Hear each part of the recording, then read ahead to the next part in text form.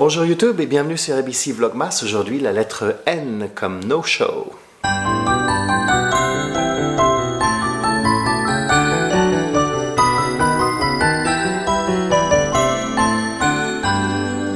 Un no-show, c'est un passager qui ne s'est pas présenté à la barrière pour l'embarquement. Il est déjà enregistré, donc il a pu s'enregistrer en ligne, ou il est peut-être enregistré à l'aéroport. Des fois, il a même donné une valise.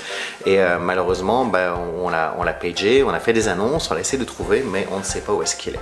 Alors, ça peut être quelqu'un de très romantique qui a laissé son ou sa bien-aimée derrière lui, qui a trop de remords et qui décide de partir, d'abandonner tous ses plans de voyage et de rejoindre son ou sa bien-aimée. Mais ce n'est pas toujours le cas. Ça peut être aussi un passager qui était en correspondance et son avion qui l'a amené dans votre aéroport était en retard, ou il a été bloqué aux douanes, ou à la sécurité, ou plein de raisons. Mais quoi qu'il en soit, on ne peut pas retarder le vol indéfiniment. Donc, à partir du moment où on décide que le passager est un no-show, on va retirer ses bagages de la soute, s'il a des bagages déjà dans la soute, et le retirer de la liste des passagers.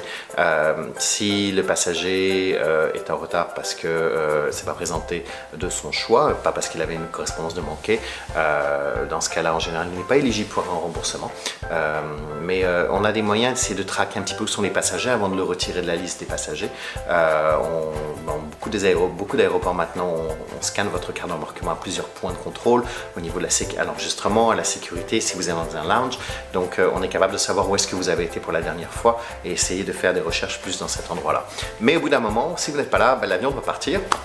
The show must go on, parce que retarder un avion, ça veut dire retarder les passagers qui sont dans cet avion, retarder leur vol de correspondance, mais ça veut dire aussi l'appareil en lui-même. Lorsqu'il arrive à destination, il part encore quelque part, et à la fin, ça a un effet ripple effect, comment est-ce qu'on dit ça en français déjà? Un effet boule de neige pour beaucoup d'autres monde, pour un passager qui était des fois juste en train de faire son magasinage au duty free. Voilà, merci de m'avoir suivi. Tous les jours, quelque chose de nouveau sur le transport aérien, donc n'oubliez pas de vous abonner et on continue tous les jours jusqu'au 26 décembre. À demain, salut!